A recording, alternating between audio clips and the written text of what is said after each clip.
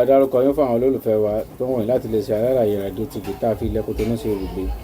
Assalamu alaikum warahmatullahi wabarakatuh. Orúkọ mi ni Hamidat Ibrahim Sulaiman Alaje.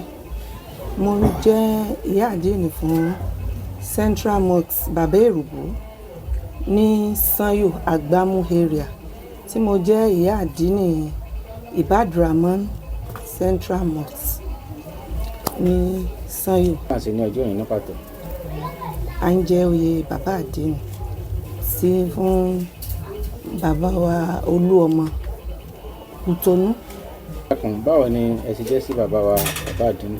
Mo jẹ́ ìyàwó ẹ̀gbọ́n fún wọn. Ẹ jọ̀ọ́ ṣé ẹ lè sọ ní ṣókí nípa ìwà bàbá wa Babátúndé Saheed Olúọmọ Cotonou?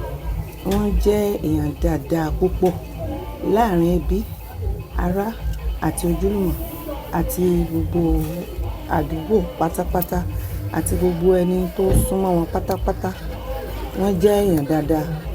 Wọ́n sì máa ń fìfẹ́ hàn sí gbogbo àwọn èèyàn lọ́pọ̀lọpọ̀, àtọkùnrin àtobìnrin. Wọ́n jẹ́ olólùfẹ́ ẹni tó nífẹ̀ẹ́ èèyàn púpọ̀, táwọn èèyàn náà sì nífẹ̀ẹ́ wọn pẹ̀lú ìwà dáadáa tọ́lọ́run yọ̀ǹda fún wọn. A ṣàdúrà fáwọn tó wá látòkè kí wọ́n padà sílé wọn pẹ̀lú ayọ̀ àtàlàfíà. Gbogbo àwọn tí wọ́n wá, tí wọ́n bá wa ṣe ayẹyẹ oyè náà pẹ̀lú ògo lọ́dọ̀ Ọlọ́run, ayọ̀ ni oníkálukú ó bá ilé wọn. Àtàwọn tí wọ́n wá látòkèrè, àtàwọn tí wọ́n wá níbi tó súnmọ́, gbogbo nǹkan tó ń kálukú fi sílẹ̀, Ọlọ́run ò jẹ́ kó dìbàjẹ́ láéláé.